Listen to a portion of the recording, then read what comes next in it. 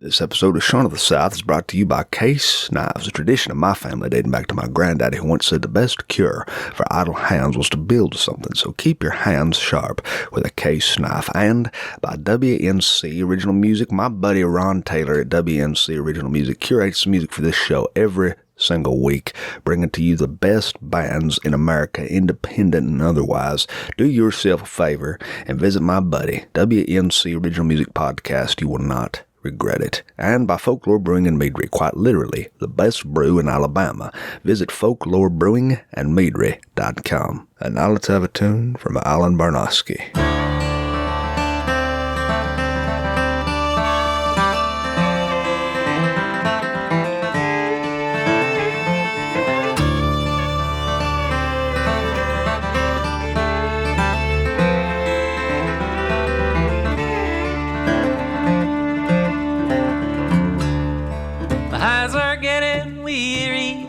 Are getting dim. I don't know how long I can keep living. All on my own with no place to call my home. Ever since you've gone, sweetheart, why the Lord take you away? I feel like I'm dying each and every day. Now that you're gone, your voice will roll it long.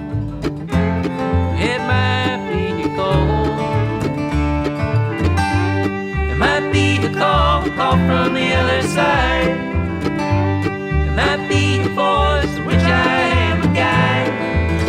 It might be nothing, but mine's just a playing game. But it might be a call.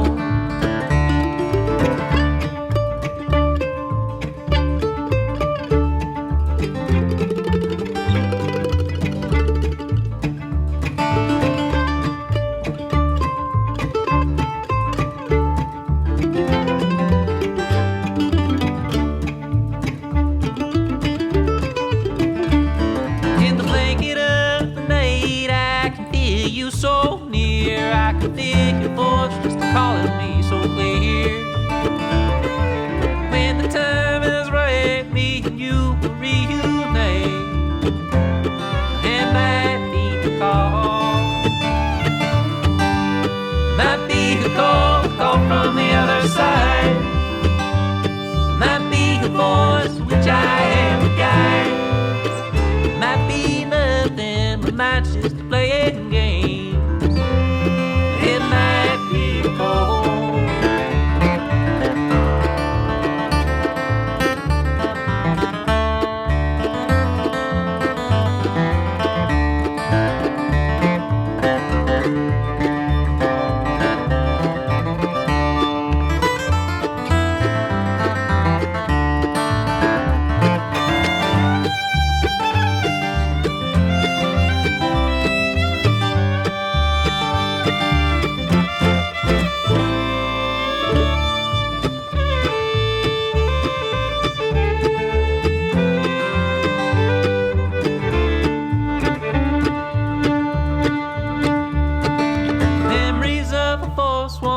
Soft, sweet, and sincere, sweep through a gentle breeze into my ear.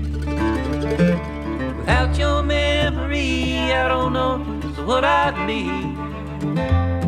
It might be cold. It might be a call from the other side. It might be a voice to which I am a guide. It might be nothing, but mine's just a playing game. It might be cold. It might be cold. It might be cold.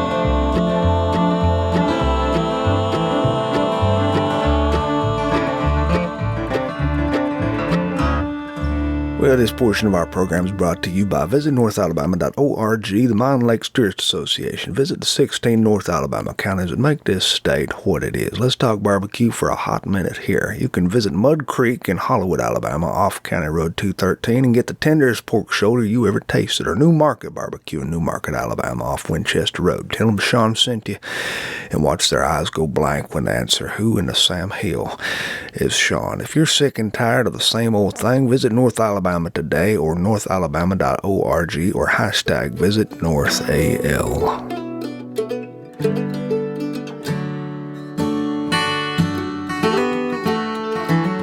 If you want to go back to a simpler time that just don't exist, placed in your own mind.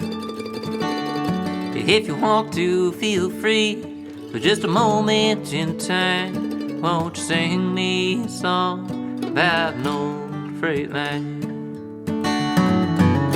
You're feeling tired, you're hurting and you're sore, you're broke down, helpless like some worn out boxcar.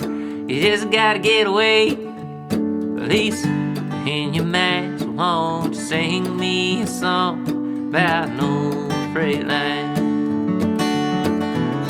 Sing me a song about riding the rails. You can hear the lonesome whistle and the rusty old wheels. You can smell the fuel from the tracks, and you can taste the salt from your hides. Won't you sing me a song about an old freight line?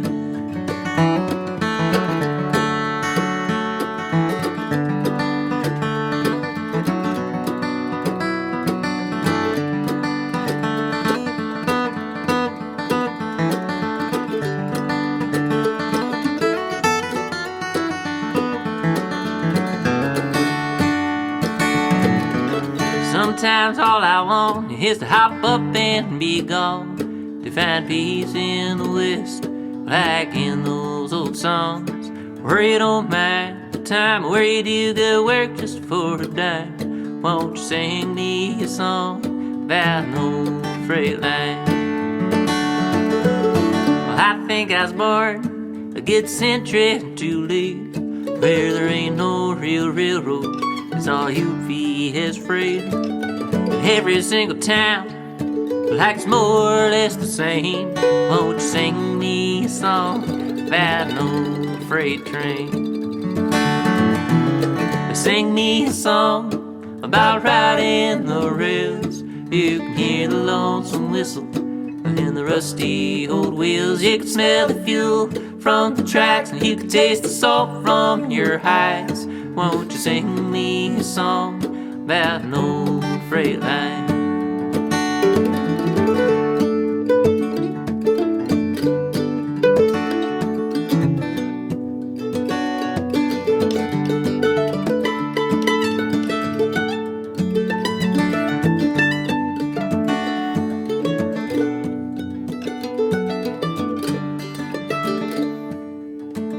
If you can't tell, I'm tired, I'm hurting, I'm sore, I'm broke down and helpless like some worn out boxcar.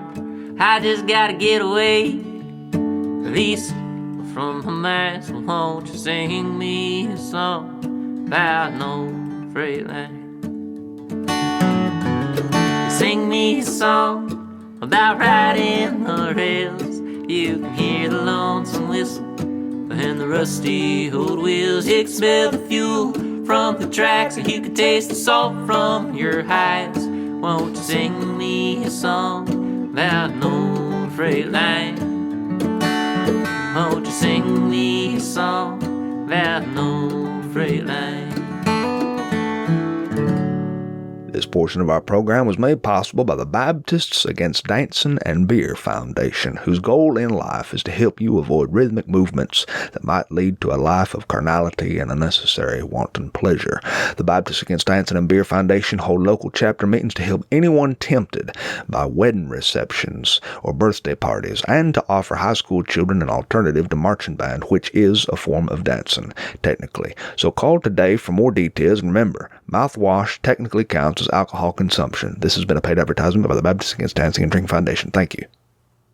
You know, there was a time way back along the line. It was like I lived my life without a care. But heartbreak, heartache, upsets, and bad breaks caused me to drift away from there. Let's be cans and quarters.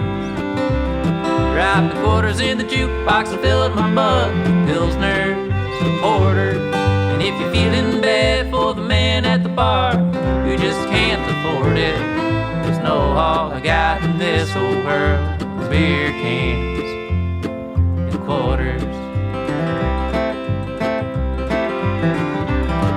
One night in a fit, I was lit. Called her from a payphone to tell her my mind. I walked on back to the shooting star. They wouldn't serve me there no more. I woke up the next morning behind the bars. Let's be cans and quarters, dropping trash in a plastic bag along with Pilsner cans and porters. And if you're feeling bad for the man on the freeway picking up your litter, just know all I got in this whole world are beer cans and quarters.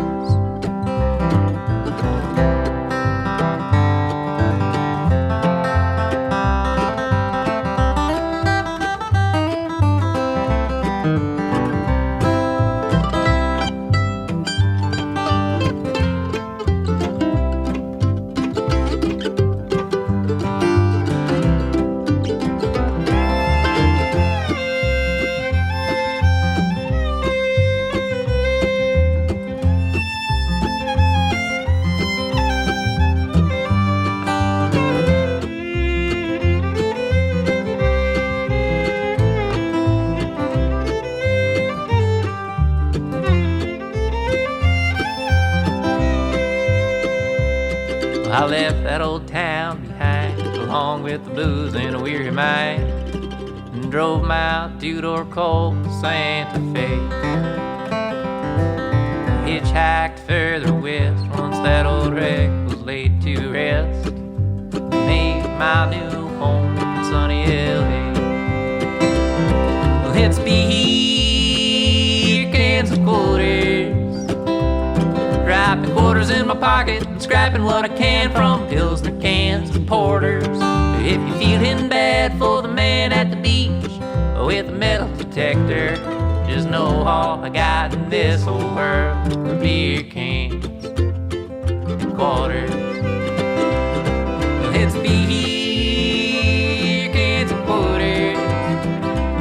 I had a heartbreak, heartache, upset, some bad breaks. But if you're feeling bad for the man who's living his dream out by the water, just know all I want from this whole world are beer cans and quarters. Well, you are listening to Sean of the South, and I'm your host today, Sean Dietrich, and it's a bona fide privilege coming to you live via the podcast airwaves and the radio waves all over this fine nation. I certainly hope you've had a good week this week. Good Lord, it's harder to have good weeks, it seems like, the older you get. When you're young, you can just, fall out of bed, fall on every bone you had and break it, and knock your teeth out and give yourself a concussion, and you still have a good week. But when you get older, even just little things can throw off your week altogether.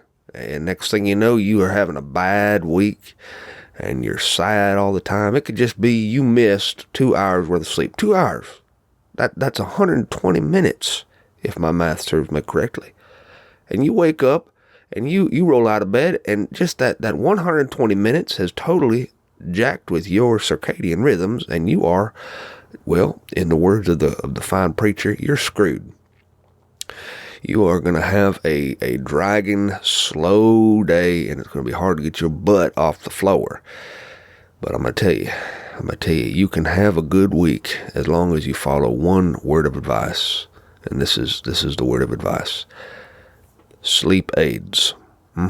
Sleep aids. Now, I'm not talking about pills, and I'm not talking about, anything you drink that comes in a long neck bottle. I'm talking about this show. This show, the most the most common thing I hear from people who visit me is that this show is a sleep aid to them. I can hardly keep a straight face. I didn't set out to be a sleep aid, but I guess I am. I was just doing a show in Decatur a few nights ago, and I've had a really good week. I really have. I'm tired, and then you can hear probably my nasal passages are a little stuffed up. That's not because I'm sick. That's because every morning, my entire existence, ever since I was a child, for some reason, I wake up just totally stuffed up. It takes me a few hours to get it all, clean and cleared out and everything gone. And I've only been up for a few hours, so, it should be disappearing here directly. Usually I wake up and I'll have like a clogged right ear.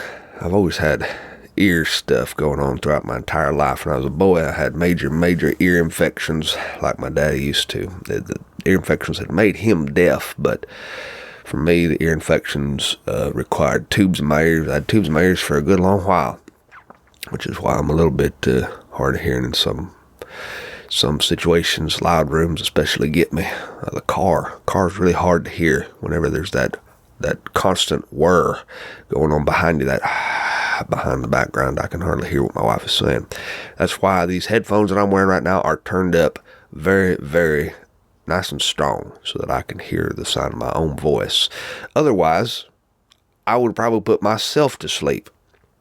Now, I'm not kidding about this. People tell me that I am a sleep aid.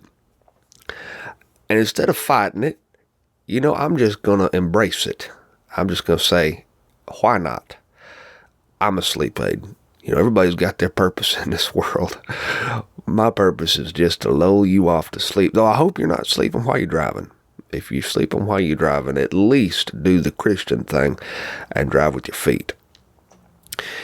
Yeah, there was a guy who came up to this show that we did in Decatur, Alabama, which is North Alabama for my listeners who live in my area, the Panhandle in South Alabama. Decatur is a little tiny river town in North Alabama, and I was there performing at the Princess Theater it was for a Mardi Gras fundraiser. Whoever can raise the most funds wins the title of Queen of the Decatur Carnival. And so Miss Marla Schmidt had brought us up there. She was competing to win Queen, and there was this little meet and greet beforehand where I was meeting the 6 people who come out to see me. And I met this fella. He'd been stationed in Kuwait, and he was a nice guy. He looked like he was happy to be there, which is rare in those shows that I do. Most people, especially men, most men who go to the shows have been drugged there under threat of their own life by their wives, and you can tell this because their right earlobe is stretched all the way out. That means that whoever has brought them there has used that earlobe as a dragging hand grip. And so these men are already in a bad mood. And the number one thing I hear after a show by men who have been forced to meet me, God bless them, the number one thing I hear is, yeah, it wasn't so bad. Which, coming from a man, that's a high compliment. It can only be outdone with, I enjoyed it. Now, if someone tells you they enjoy it, now man, that's just as good as anything you'll ever hear. I myself have never heard that, but one day I'm waiting to hear it. And so this fella that I met, nice guy, he shook my hand. He said, I go to sleep with you every evening. And that, kind of startled me a little bit. I mean, my wife doesn't even sleep with me every evening. The only creature in this world who sleeps with me every evening is my stinky bloodhound. She is good to fall asleep every evening on top of me, and she weighs about as much as a Clydesdale. So I looked at him, and he was holding a beer, and he said, I was stationed in Kuwait. and I would listen to your show while I was over there, and it would just put me right to sleep. Well, what do you say to something like that? I'll tell you what I did. I laughed, because being a sleep aid is not such a bad thing. You know, if you think about it, one of the greatest tools we have as human beings is sleep. Now, I'm finicky about my sleep. I'm real particular about it. If something really puts me good, to sleep, I'm glad about it. Now, when I was in community college, one of our professors, she was a sweet, sweet woman. She taught a music history class. I had to take this class, otherwise I would much rather been outside picking my nose or something, trying to clear my nasal cavities. It was early in the morning. We had to meet there, and we'd show up, and she'd just stand in front of the class. And she started off this class with a CD, and she said, we're going to go all the way from the beginning of music, recorded music, all the way to modern day music. And I just prayed, and I prayed that did not involve someone like Keith Urban. I can't stand country music today, this modern garbage. But she said it was gonna include everything, all the way up till now. Even, and this is a true quote, even the Black Eyed Peas. I don't know who the Black Eyed Peas are, and I don't know why they want to name their band the Black Eyed Peas when you could just as easily name it the Butterbeans or the Whitefield Zipper Peas or the Purple Hole or the Silver Queens. I mean, why would you name yourself after a Black Eyed Pea? Black Eyed Peas taste like homemade sin. She started off this class with the CD, and it began with a Gregorian chant. A Gregorian chant. I don't know if you've ever heard a Gregorian chant. It's like several men who never went through puberty got locked into a room and were told to imitate a bloodhound with its tail shutting the door. It's long notes that just last forever and ever and ever. And these men just sing them, oh, man. And she told us that if we ever wanted to learn how to go to sleep without use of chemical medication, that we should just listen to the CD that came along with our textbook. Now, I thought this was silly. I thought there ain't no way this can't work. I mean, she's making it funny. Well, one night, I had a night class. It was a Spanish class, and we were learning, all about Spanish. I love Spanish, taking Spanish. One of my favorite classes in the whole world, actually. I knew a lot of Spanish because I had worked with many Mexican men, and one of the first Mexican words I learned was con permiso, which is what you say when someone's blocking your way and you're on the way to the bathroom.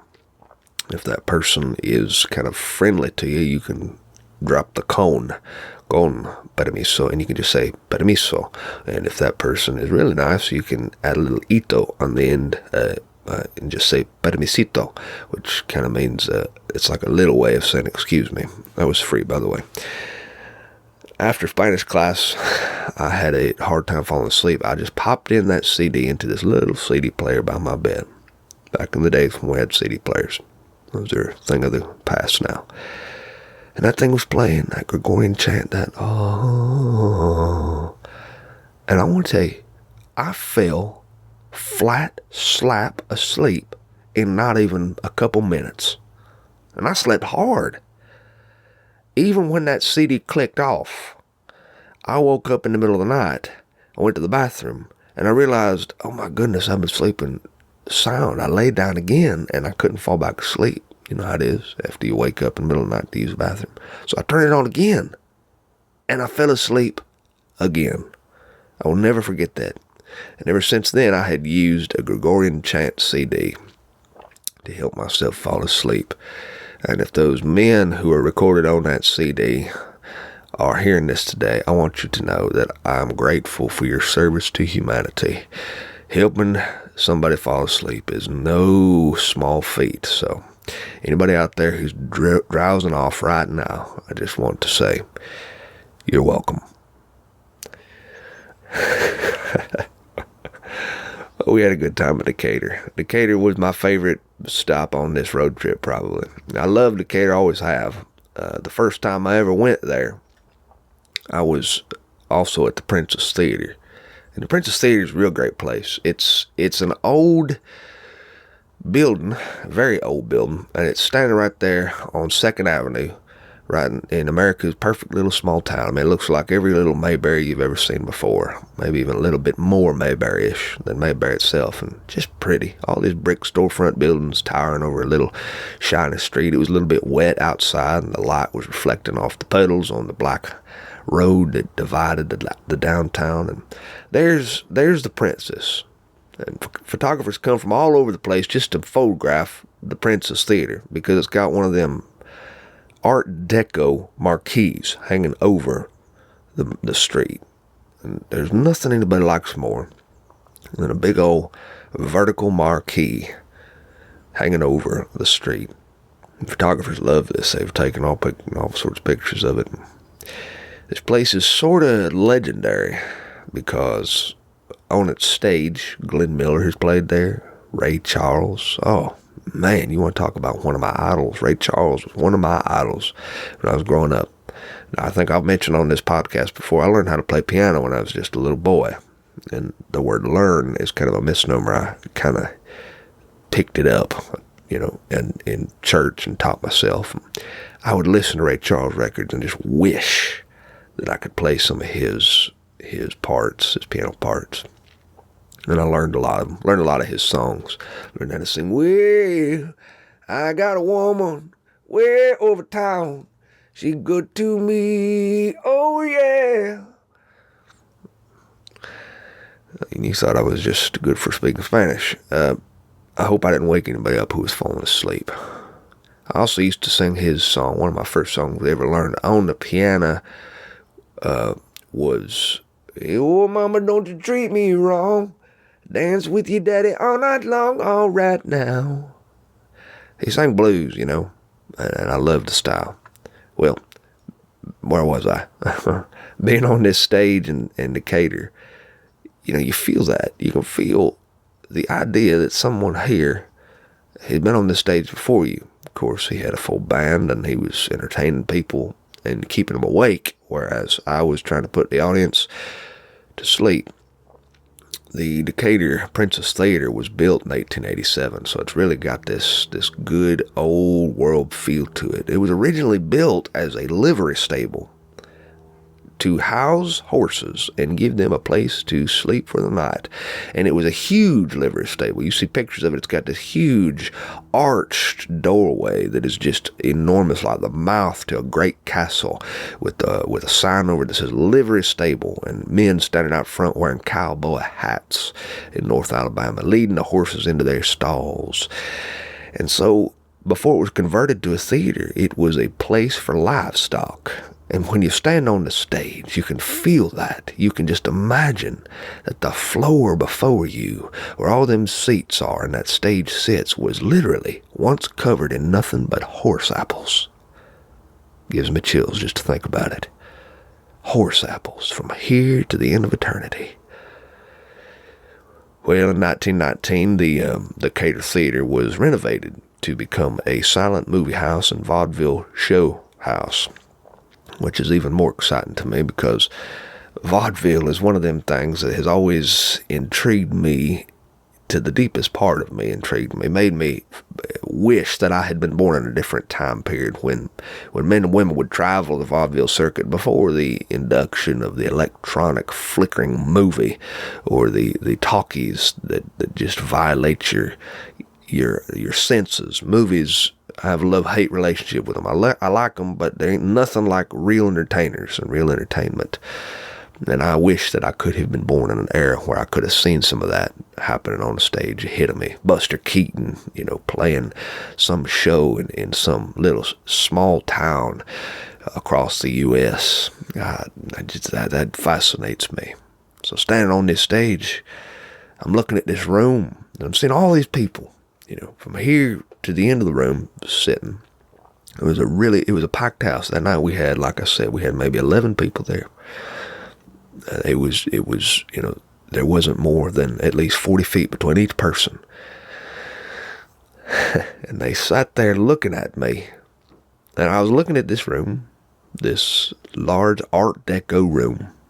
And I was looking at the curtain kind of behind me and the balcony ahead of me and the spotlight that was shined on me. And I'm supposed to speak, for an hour and 45 to 2 hours. An hour and 45 minutes to 2 hours. Which is not too hard for me because I come from a mother who could make a conversation with a fire hydrant, which might sound tough to some people out there who find it hard to talk just at random, but for people like us, well, it's easy. In fact, that's what I'm doing right now. This microphone that I'm talking into is shaped like a fire hydrant, and I just speak to it, and I pretend that it's you, and I pretend that you've got your head on the pillow and you're falling asleep. Well, the guitar that I was playing that night was built, as a matter of fact, in the year 1919. Now, this particular guitar I'm talking about, was a guitar that I got from a fella in Houston who had gotten the guitar before that inside a shoebox, shattered in about a dozen pieces. Now, he admitted right off the bat that he wasn't no guitar maker. He wasn't a luthier. He was just a run-of-the-mill carpenter.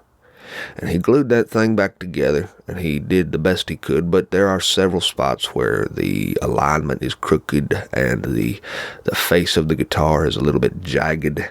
He'd try to sand it down, but other than that, it looks great. To play it, it feels great, but you got to get used to the crooked feel in your hands. It's not like playing a brand new sturdy guitar. It feels like playing an antique, but he did a great job. And it's one of my favorite guitars. I have a few guitars because I've got a problem. Most guitarists buy more than one guitar because they feel inadequate and they feel that one particular guitar is going to bring out one day, unlock this real musician that's buried inside them. And so that's why they keep pursuing another guitar. They hope and pray that this guitar is going to bring out the Doc Watson in him. Well, my inner Merle Travis has not been released yet. I'm still waiting. I don't know how many more guitars it's going to take to do it, but I got like 4. And they're all old because I love old things. And that's what I was thinking on that stage. I was thinking about this old thing in my hands. It was the same year. As this room. Well, now there's a thought. To think that this guitar was manufactured in Kalamazoo, Michigan originally in the year 1919, the same year that somebody in North Alabama was renovating a livery stable and turning it into a theater. It was just kind of bizarre to think that these two things kind of went together somehow. And I started to think about old songs. I love old songs. Songs that my granddaddy used to play. Well, in 1919, my granddaddy would have been 8 years old. And I was thinking about that in the songs he might have sang. Maybe he would have sang Uncloudy Day. Or maybe he would have sang Just a Closer Walk with Thee. Or he could have sang In the Jailhouse Now. That's an old song. In the Jailhouse Now. Buffalo Gals, Won't You Come Out Tonight? Or That's All Right, Mama. That's All Right, Mama. The same That's All Right, Mama that Elvis used to sing was actually a blues tune. Or Alabama Jubilee. Or Oh My Darling, or Oh Susanna. Or I've Been Working on the Railroad. You take your pick. These are old tunes that say a lot about the American people and what it was like to grow up during that time. And I had a chance to sing a few of these on this whole stage in front of these 8 people who were there to watch me, and it was a ball. It was good.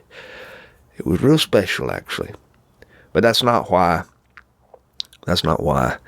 this Princess Theater is special to me.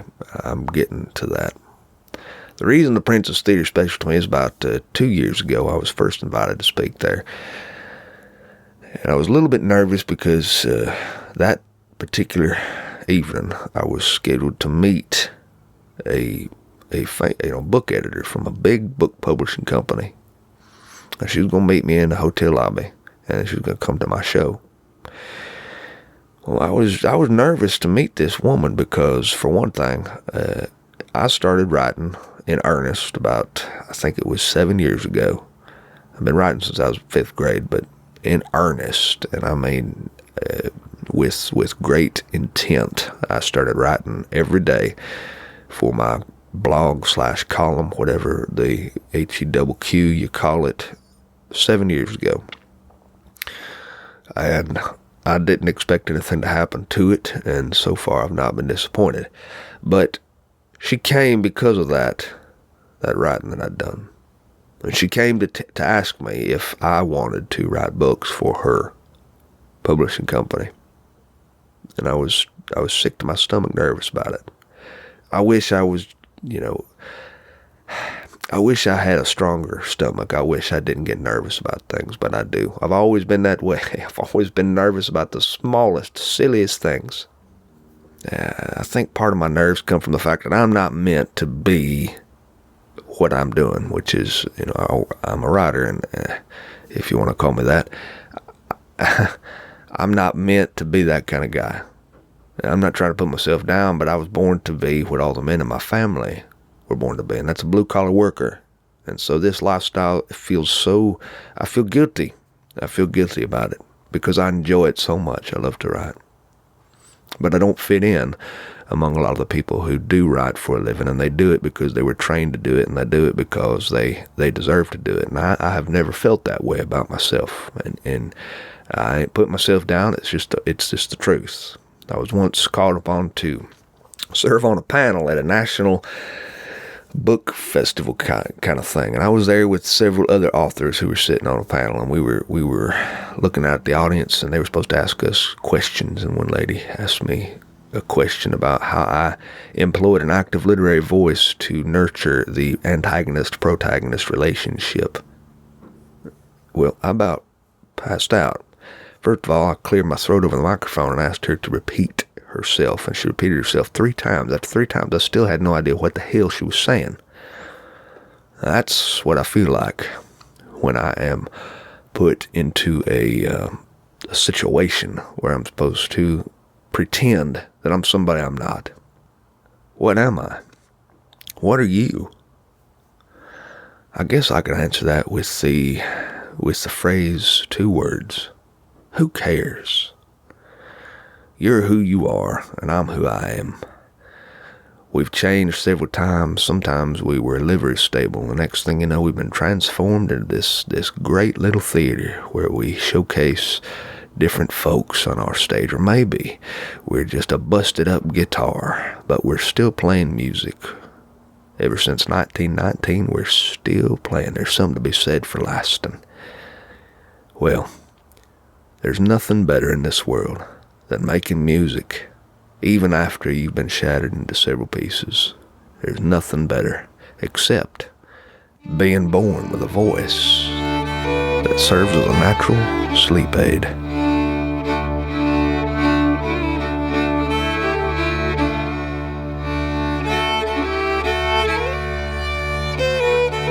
Hey, thanks for listening to Sean of the South. I've been your host today, Sean Dietrich. Man, it's been a bona fide pleasure, if I do say so myself. This episode was brought to you by Case Knives, a tradition in my family dating back to my granddaddy. He once said the best cure for idle hands was to build something, so keep your hands sharp with a case knife.